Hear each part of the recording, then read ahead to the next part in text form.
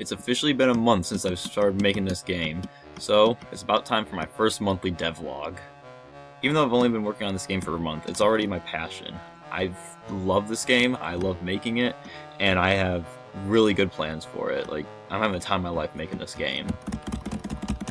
So with that, let's get into it. First thing I want to do is thank all of you. The first short I posted got 140 views last I checked, which is just insane for my first video. Like, seriously, thanks to all of you. I think I had 20 views in like 15 minutes, that made me really happy.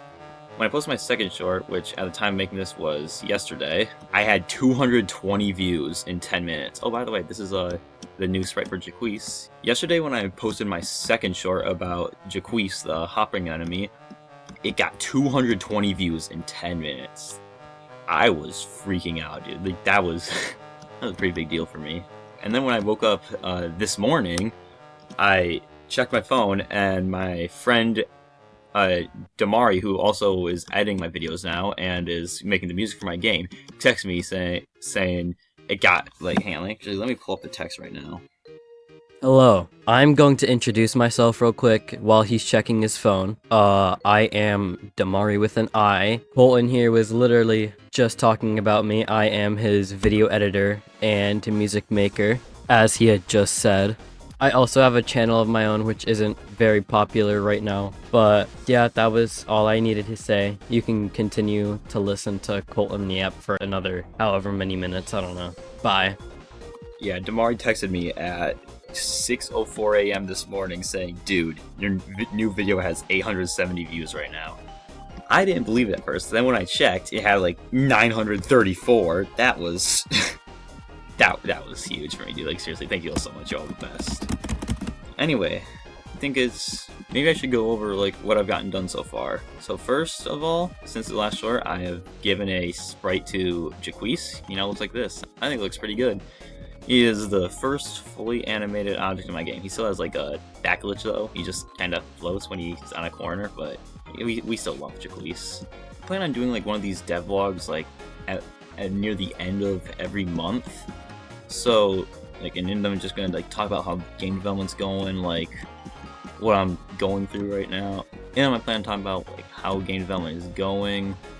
Some of the struggles I'm experiencing making this game. Speaking of which, actually, like the reason why it took so long to get the last short up is because I'm a heavy procrastinator, dude. Like it's bad, and I kept on putting off the editing because I don't like editing. I'm gonna be honest. The first short was a pain to make, but then Damari came up to me at school and he was like, yo, if you want I could edit those videos, and I was like, okay, yeah, I need that. So yeah, he sent him some background footage and a voiceover, and yeah, he did really good editing that last short I made about Jaquise.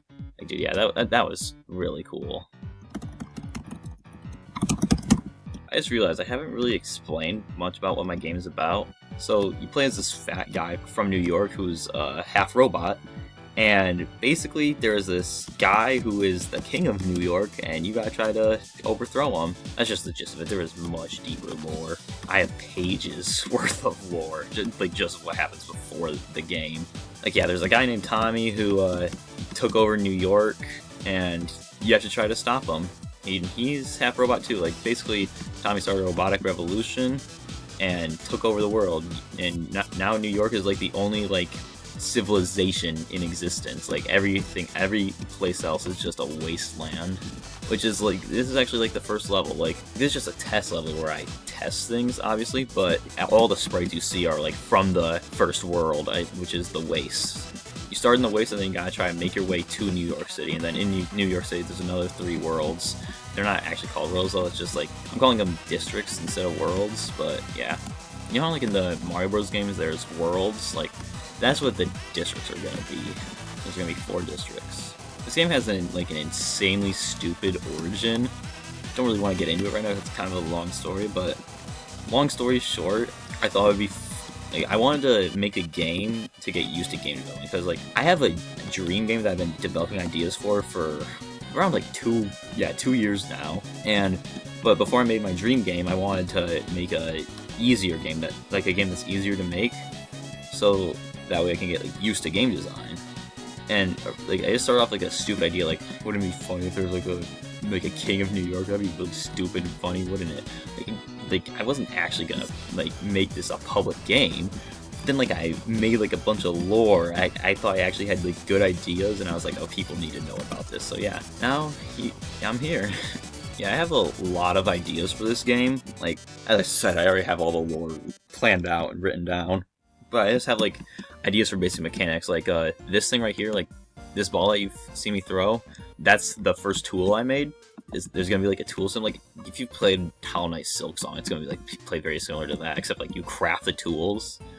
You craft tools with robot parts you find from killing enemies, and you can make all sorts of different tools. But this is just the first one. The other thing I plan on doing is, hang on, actually, let me just show you. So it's not much right now, but this is the overworld. Like, if you don't know what an overworld is, basically like think like a you know how like in the Mario games, like there's like a place you run around and you can select levels. Yeah, that's what this is, and this took a while to make. By a click of a button, you can make this little square go to different levels, which is pretty fun. But yeah, this took a very long time to make. And like I've already said, I've had a lot of fun with this game, but just because I've had fun doesn't mean like there were a lot of struggles. The biggest struggle for me is just finding time to work on my game. Like, it is insanely hard to juggle game development, a YouTube channel, 6 clubs, a school, volunteer work, a job, and hopefully a girlfriend soon, who knows. Another struggle I have is getting used to Unity in general. The other day I almost just lost my entire project because like my project somehow like my graphics settings got messed up and I couldn't fix them when I updated to the newest Unity version. Because yeah, you know, I'm a pleb, I use Unity. So yeah, somehow my graphics settings got corrupted and my game would just crash and I wouldn't be able to open it without like deleting some like random files that I didn't understand. So I almost lost my project to that. It was bad. And then eventually like, I made a copy of my project and just downgraded to the 2022 Unity version. So yeah, now it works great. I'm missing out on a few features, but better than not having a game at all. Another struggle is coming up with new enemies. Like, I have like a lot of enemies that I want to make, but I find it very difficult to come up with new ones. And that's only because, like, with all the games I've seen, all the games, like, I've been playing games since I was 3, so 13 years now. Like, I've seen hundreds of games, and I find it very difficult to come up with, like, a new, original enemy. But, like, this guy right here is, like, the John Smith of platformer game enemies. Like, he just walks back and forth, and if he hits a wall, he turns around. That's it. But like someone like this guy, it's a work in progress, but this will be like more of an original enemy. It's gonna be like a robot with a chainsaw head. Like, imagine like Raider Dog from Undertale with a chainsaw head. That's what this guy's gonna look like. And he's gonna do like random attacks, and yeah, like that is like more original. Like, he's gonna like swing his head all over the place to attack, and like he's also gonna like jump forward randomly.